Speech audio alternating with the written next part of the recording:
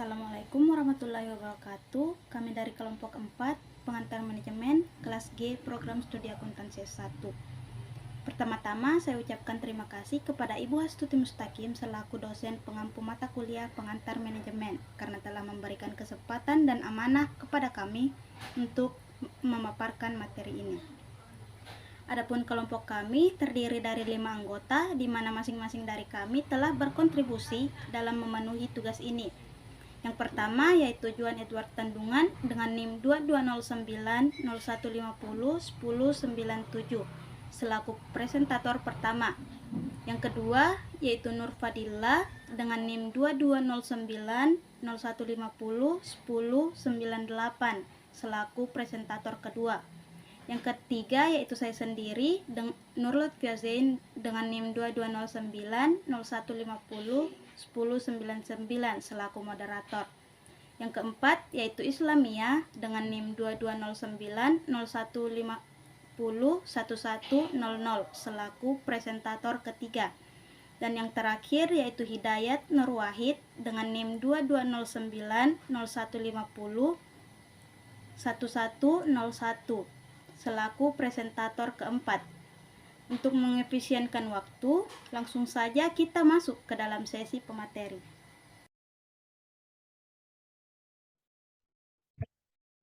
Assalamualaikum warahmatullahi wabarakatuh. Perkenalkan, nama saya Juan Edward Tandungan dengan NIM 220901501097. Pada kesempatan kali ini, saya selaku presentator pertama akan membahas mengenai pengertian peraturan dalam manajemen. Baiklah, manajemen berasal dari kata to manage, yang artinya mengatur. Nah, pengaturan dilakukan melalui proses dan diatur berdasarkan fungsi-fungsi manajemen. Di sini diartikan mengatur, maka timbul beberapa pertanyaan bagi kita. Yang pertama, apa yang diatur? Nah, yang diatur di dalam manajemen itu yang pertama man, yaitu tenaga kerja manusia. Yang kedua money, yaitu uang yang diperlukan untuk mencapai tujuan. Yang ketiga methods, yaitu cara kerja atau sistem kerja yang digunakan untuk mencapai tujuan. Yang keempat materials, yaitu bahan-bahan yang diperlukan. Yang kelima machines, yaitu mesin-mesin yang diperlukan untuk mencapai tujuan. Yang keenam yaitu market, yaitu pasar atau pemasaran sebagai tempat untuk memperjualbelikan hasil produksi. Nah, pertanyaan yang kedua yaitu kenapa harus diatur? Nah, 6M harus diatur supaya lebih berdaya guna, terintegrasi, dan terkoordinasi dalam mencapai tujuan yang optimal. Yang ketiga, siapa yang mengatur? Pemimpin organisasi yang mengatur 6M, baik secara interaktif maupun persuasif, sehingga semua proses manajemen tertuju dan terarah kepada tujuan yang diinginkannya. Selanjutnya, bagaimana mengaturnya? 6M diatur melalui proses dari urutan fungsi-fungsi manajemen, yaitu yang pertama perencanaan, yang kedua pengorganisasian, yang ketiga pengarahan, dan yang keempat itu pengawasan. Pertanyaan yang terakhir yaitu di mana harus diatur. Organisasi merupakan alat untuk mengatur 6M dan semua aktivitas manajemen dalam mencapai tujuannya. Baik, itulah presentasi dari saya. Saya serahkan kepada presentator selanjutnya. Assalamualaikum warahmatullahi wabarakatuh. Sebelum itu, perkenalkan nama saya Nur Fadila. Di sini saya akan melanjutkan materi atau menjelaskan tentang manajemen dalam perusahaan atau peraturan dalam perusahaan. Jadi, semua perusahaan itu mempunyai tujuannya masing-masing, dan manajemen di sini berperan sebagai pengatur dalam menjalankan perusahaan tersebut agar perusahaan tersebut dapat berjalan dengan baik dan benar untuk mendapatkan tujuan yang diinginkan oleh perusahaan. Jadi, sama halnya jika kita sebut peraturan dalam perusahaan. Nah, setiap perusahaan yang bergerak di perdagangan jasa atau barang baik nasional maupun internasional dalam menjalankan manajemen dan operasionalnya sehari-hari yang kaitannya dengan ketenaga kerjaan pasti membutuhkan suatu peraturan perusahaan yang berlaku dan dipatuhi oleh seluruh karyawan agar dapat berjalan dengan baik dan sesuai dengan peraturan perundang-undangan yang berlaku. Nah, adapun pengertian perusahaan berdasarkan Pasal 1 ayat Angka 20 Undang-Undang Nomor 13 Tahun 2003 tentang Ketenagakerjaan atau Undang-Undang Ketenagakerjaan adalah peraturan yang dibuat secara tertulis oleh pengusaha yang memenuhi syarat-syarat kerja dan tata tertib perusahaan. Peraturan perusahaan di sini disusun oleh pengusaha dan menjadi tanggung jawab dari pengusaha tersebut. Penyusun peraturan di sini juga dilakukan dengan memperhatikan saran dan pertimbangan dari wakil pekerja atau buruh di perusahaan yang bersangkutan.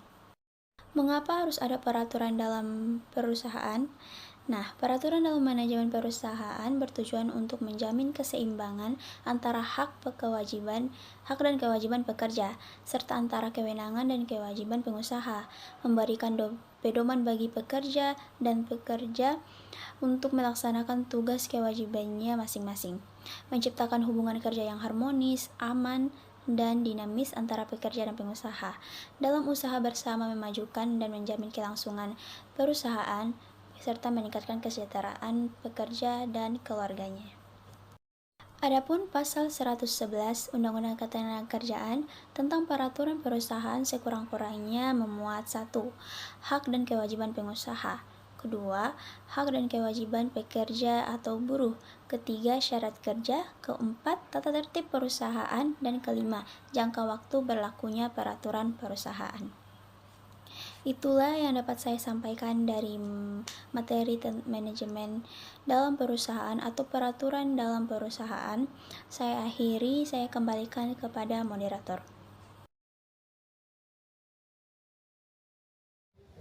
Baik, Assalamualaikum warahmatullahi wabarakatuh. Perkenalkan, nama saya Islamia. Di sini saya akan menjelaskan tentang peraturan dalam manajemen agar efektif. Nah, peraturan dalam manajemen agar efektif yang pertama yaitu konsisten. Artinya di sini adalah kita harus memberikan pengakuan jika karyawan menunjukkan prestasi, memberikan teguran saat kesalahan, dan memperlakukan setiap anggota tim itu secara adil. Yang kemudian kedua yaitu fokus pada kejelasan, ketepatan, dan ketelitian dalam berkomunikasi. Artinya, ketika kita ingin memberikan instruksi, usahakan ketika dalam berbicara itu harus benar-benar melakukan informasi yang kita berikan itu tepat, jelas, dan benar. Baik itu melalui media apapun, baik secara langsung maupun media online. Kemudian yang ketiga itu menetapkan tujuan kerja sebagai tim. Artinya adalah kita memberikan dorongan pada tim untuk fokus pada tujuan sehingga menginspirasi mereka untuk tetap bekerja sama dalam mencapai tujuan tersebut. Selanjutnya yaitu memberikan penghargaan dan pengakuan secara terbuka. Nah, di sini maksudnya ketika anggota tim kita menunjukkan prestasi, berikanlah penghargaan dengan bonus trofi atau hanya sekedar ucapan selamat kepada rekan-rekannya di depan rekan-rekannya sendiri sehingga mereka merasa dia dihargai dan memotivasi rekan-rekan teman lainnya. Nah, selanjutnya yaitu menjadi panutan. Nah, sebagai seorang pemimpin, sikap dan perilaku yang kita tampilkan itu hendaknya harus bisa dijadikan sebagai panutan. Maka dari itu, berusahalah untuk menjadi panutan yang ideal di hadapan tim Anda. Nah, selanjutnya yakni jangan pernah menyamaratakan anggota tim. Nah, jangan pernah menggunakan metode atau pendekatan yang sama dalam memberikan motivasi atau dorongan kepada setiap individu. Karena setiap individu itu berbeda-beda sifat dan sikapnya. Maka dari itu fokus pada individu dan buatlah pendekatan yang sesuai untuk masing-masing individu tersebut.